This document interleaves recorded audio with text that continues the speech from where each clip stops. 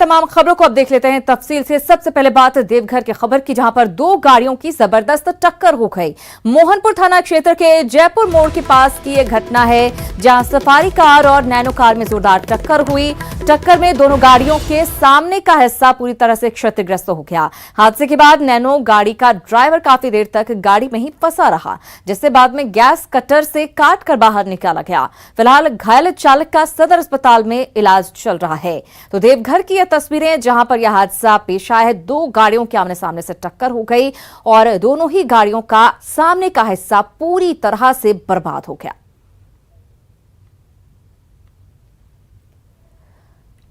अगली खबर चतरा से है, जहां शादी समारोह में शिरकत करने प्रतापपुर पहुंचे श्रम मंत्री का काफिला कीचड़ में फंस गया। काफी मशक्कत के बाद मंत्री और उनकी गाड़ी कीचड़ से बाहर निकल सके। स्थानीय लोगों ने मंत्री को समस्याओं की जानकारी देते हुए जर्जर सड़क की मरम्मत की मांग की। इस पर श्रम मंत्री ने जल्द सड़क बनाने का भरोसा दिया। तस्वीरें आप देखिए किस तरह से मंत्री जी का काफिला इस खराब सड़क के बीच फंस गया। पानी जमा हुआ था यहाँ पर। मंत्री जी ने कहा कि अगर सड़क निर्माण में पीडब्ल्यूडी असमर्थता जताता है तो वो निजी मत से जर्जर सड़क का जीर्णोद्धार करवाएंगे।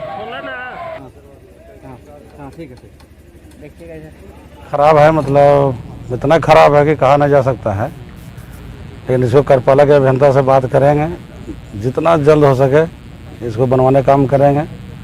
और अगर कार्यपालक के अभियंता को टेक्निकल दिक्कत होगा तो हम अपने तरफ से बनवा देंगे, लेकिन सड़क बनेगा।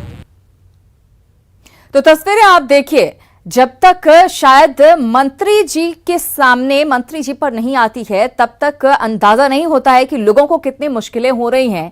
मंत्री जी के काफिले में इतनी सारी गाड़ियां हैं और सभी गाड़ियां किस मशक्कत के बाद, कितनी मुश्किल के बाद वहां से निकली है वो आप देखिए। उसके बाद मंत्री जी को मानना ही पड़ा, कहना ही पड़ा कि अगर विभाग ये नहीं कर पाता है तो वो निजी स्तर से पहल करेंगे और इस सड़क की मरम्मत करवाएंगे।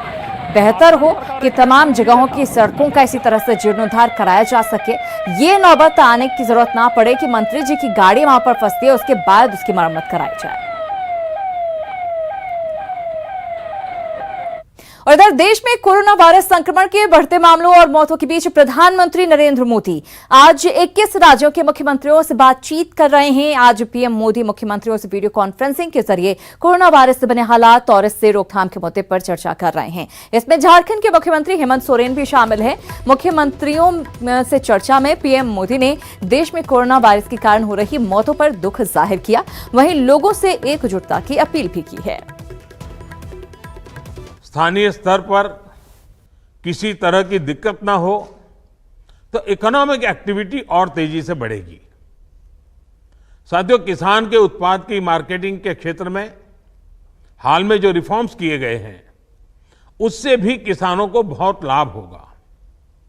इससे किसानों को अपनी उपज बेचने के लिए नए विकल्प उपलब्ध होंगे, उनकी आय बढ़ेगी और खराब मौसम के कारण, स्टोरेज के अभाव के कारण उनको जो नुकसान होता था उसे भी हम कम कर पाएंगे। जब किसान की आय बढ़ेगी तो निश्चित रूप से डिमांड भी बढ़ेगी और राज्य की अर्थव्यवस्था की गति भी बढ़ेगी। इसके लिए अनेक अवसर बनने वाले हैं। ऑर्गेनिक प्रोडक्ट्स हो, बाम्बू प्रोडक्ट्स हो, दूसरे ट्राइबल प्रोडक्ट्स हो, उनके लिए नए मार्केट का द्वार खुलने वाला है। लोकल प्रोडक्ट के लिए जिस क्लस्टर बेस्ड रणनीति की घोषणा की गई है उसका भी लाभ हर राज्य को होगा। इसके लिए जरूरी है कि हम हर ब्लॉक, हर जिले में ऐसे प्रोडक्ट्स की पहचान करें जिनकी प्रोसेसिंग या मार्केटिंग करके एक बेहतर प्रोडक्ट हम देश और दुनिया के बाजार में उतार सकते हैं। तो 21 राज्यों के मुख्यमंत्रियों से रूबरू हुए प्रधानमंत्री नरेंद्र मोदी और किसानों को लेकर भी खास तौर से उन्होंने चर्चा की, क्या उनके लिए बेहतर हो सकता है। इधर प्रदेश में कोरोना पॉजिटिव मरीजों की संख्या दिनों दिन बढ़ती जा रही है। ऐसे में लॉकडाउन को लेकर सीएम हेमंत सोरेन की आज पीएम के साथ ये चर्चा हो रही है। वहीं रांची के लोगों ने भी अपने विचारों से सीएम को वाकिफ करवाया है। क्या है लोगों की राय, जानने की कोशिश की संवाददाता संजय कुमार सिन्हा ने। झारखंड में भी कोरोना पॉजिटिव की संख्या लगातार बढ़ रही है, लिहाजा मन में सवाल उठना लाजिमी है कि लॉकडाउन को लेकर आखिर क्या फैसला लिया जाए। हमारे साथ रांची फिरालाल के पास कुछ लोग मौजूद हैं, हम उनसे ही बात करेंगे कि आखिर सरकार को इस संबंध में क्या फैसला लेना चाहिए। सरकार को हमारे हिसाब से अभी कोरोना वायरस बहुत तेजी से बढ़ रहा है, इसके लिए अभी लॉकडाउन और बढ़ाना चाहिए हमारे हिसाब से, क्योंकि अभी झारखंड में बहुत तेजी से फैल रहा है संक्रमण, इसीलिए लॉकडाउन बढ़ना चाहिए। अभी लॉकडाउन बढ़ना चाहिए, आप क्या सरकार को सलाह देंगे? अभी तो लॉकडाउन बढ़ाना ही चाहिए, क्योंकि बहुत ज़्यादा आदमी घूम रहा है और जितना घूम रहा है उतना ज़्यादा अभी कोरोना पॉजिटिव निकल ही रहा है। नेगेटिव तो निकलने का बहुत कम चांस हो रहा है, इसलिए अभी दुकान खुलने के संबंध में कि आपका क्या राय है, क्या होना चाहिए? मेरा कहना है कि लॉकडाउन को बढ़ाना नहीं चाहिए, अनलॉक चालू रखना चाहिए, लेकिन ऐसा करना चाहिए कि पूरी व्यवस्था रहे, पूरी सुरक्षा, पुलिसकर्मी पूरी सुरक्षा दे, और जो लोग अनलॉक के जो नियम सरकार ने बनाए हैं उनका सही तरीके से पालन करें, क्योंकि अगर हर चीज़ बंद रहेगी तो हमारी अर्थव्यवस्था का क्या होगा, हम लोग क्या कमाएंगे, क्या खाएंगे।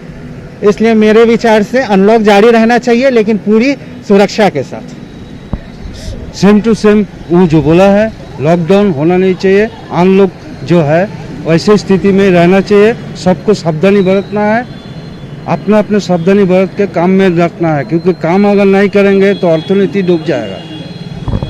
तो मिली जुली राय है, कुछ का कहना है कि जिंदगी बचाना भी जरूरी है तो साथ में कारोबार भी जरूरी है, लिहाजा सरकार को इस संबंध में फैसला सोच समझकर ही लेना चाहिए।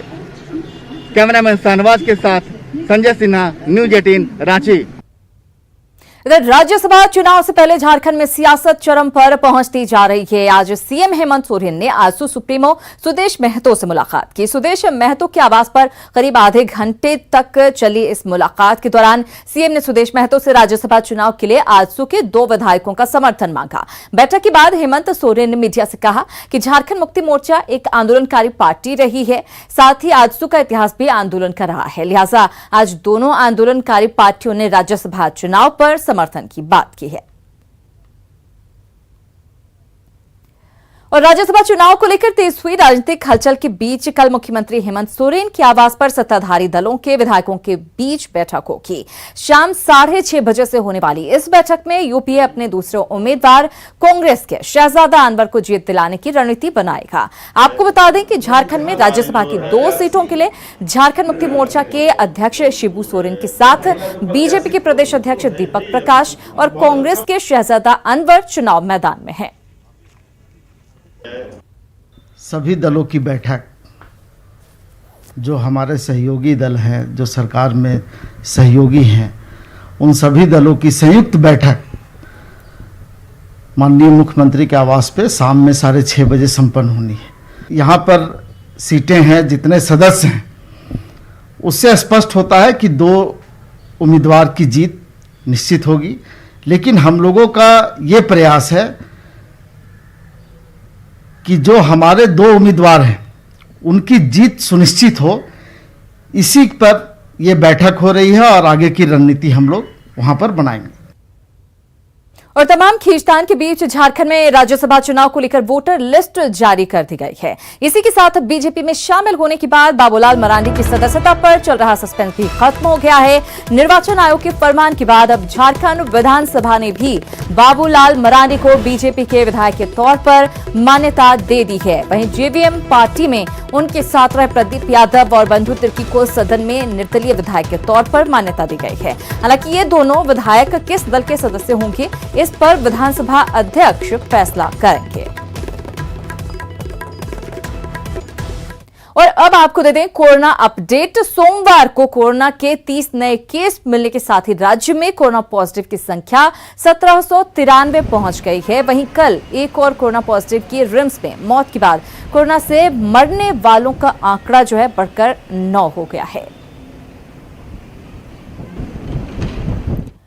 रोजगार की तलाश में गए झारखंडी मजदूरों का अब दूसरे प्रदेशों में शोषण नहीं होगा। सरकार मजदूरों और फैक्ट्री संचालकों के बीच सक्रिय बिचौलियों पर लगाम कसने की तैयारी कर रही है और मजदूरों के हक में कठोर श्रम कानून बनाने जा रही है। श्रम नियोजन और प्रशिक्षण मंत्री सत्यानंद भोक्ता ने कहा कि राज्य सरकार दूसरे राज्यों को उनकी जरूरत के अनुसार मजदूर मुहैया करवाएगी, लेकिन इसके लिए उन्हें सहमति पत्र पर हस्ताक्षर करना होगा, जिसमें कम से कम 20,000 रुपए प्रतिमाह मजदूरी के साथ साथ सुविधाएं भी देनी होगी।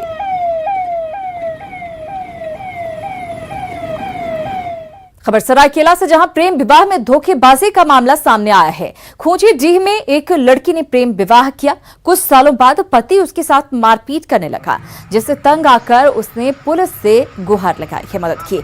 पुलिस ने उसकी काउंसलिंग भी की, लेकिन मारपीट का सिलसिला नहीं रुका।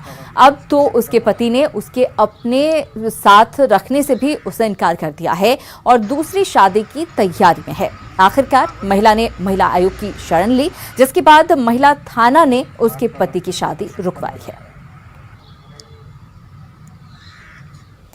बात है चतरा की खबर की, जहां पत्थलगढ़ा थाना पुलिस ने गुप्त सूचना के आधार पर छापेमारी कर 2 किलो अफीम के साथ 2 तस्करों को गिरफ्तार किया है। थाना प्रभारी ने बताया कि गिरफ्तार तस्कर के पास से बिना नंबर प्लेट की एक बाइक और 2 मोबाइल फोन भी जब्त किया गया है। वहीं बरामद अफीम का बाजार मूल्य करीब 2 लाख रुपए आंका गया है। NDPS एक्ट के तहत प्राथमिकी दर्ज कर दोनों तस्करों को जेल भेज दिया गया है। पुलिस अधीक्षक महोदय के निर्देश पर एसडीपीओ सिमरिया के नेतृत्व में टीम गठन कर थरगड्डा थाना क्षेत्र के उपरैली कुबा स्थित कौलेश्वरी मंदिर के नजदीक 2 अफीम तस्करों को 2 किलो 100 ग्राम के साथ अफीम के साथ गिरफ्तार किया गया है।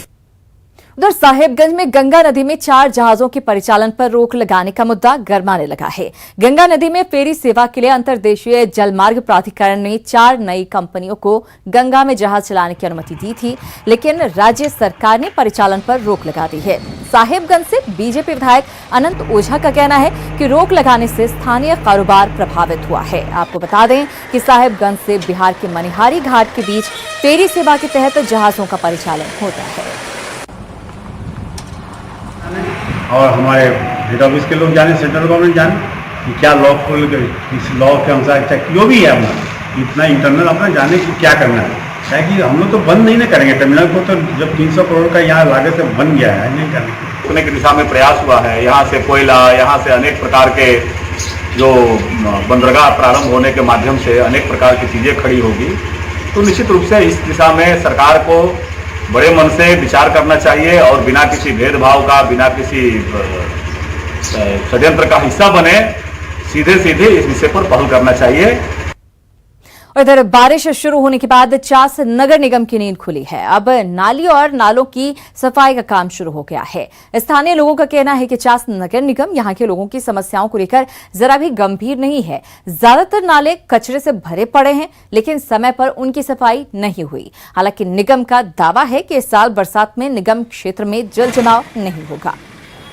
वही इस्पात कॉलोनी तरफ का गंदगी ज्यादा है और उधर नाली पूरा उफान हो जाता है। जब बारिश आता है तो उफान रहता है। हाँ, अभी उसी तरह का भरा हुआ है, ध्यान नहीं हो रहा है। मेन कारण यही है। समझे, नगर निगम में जो लोग वार्ड में भी कार्यरत थे उनसे लेबर लेकर के 5 अलग अलग टीम बनाई गई है और हमारे यहाँ 5 जोन में बांट करके एक नोडल अफसर को एक एरिया में नाली सफाई के लिए निर्देश दिया गया है।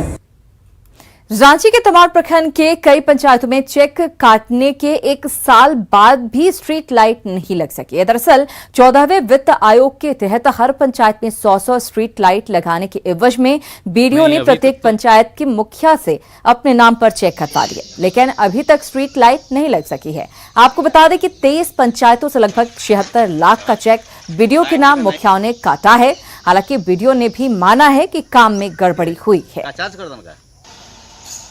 तो एक भी स्ट्रीट लाइट नहीं लगा है। बहुत पहले लगा था, वो सब भी बिगड़ गया है और स्ट्रीट लाइट लगना निहायत ही बहुत ज़रूरी है यहाँ के लिए, काहे कि हाथी का प्रकोप रहता है क्षेत्र में।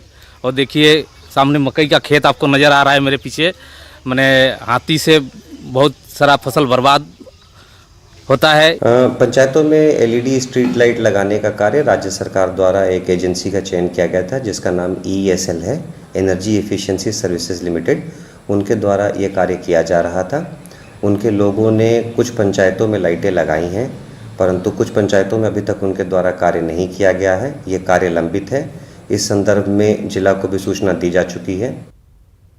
झारखंड को सिक्किम की तर्ज पर जैविक स्टेट बनाने की कवायद रघुवर सरकार ने शुरू की थी, जिसका उद्देश्य राज्य में ओफाज यानी कि organic farming authority of Jharkhand के तहत किसानों को जैविक खेती के लिए प्रोत्साहित कर उनके उत्पादों को सर्टिफिकेशन भी कराना था। सरकार बदली तो अब सूबे की नई सरकार के मंत्री ओफाज की पूरी गतिविधियों की जांच की सिफारिश करते नजर आए हैं।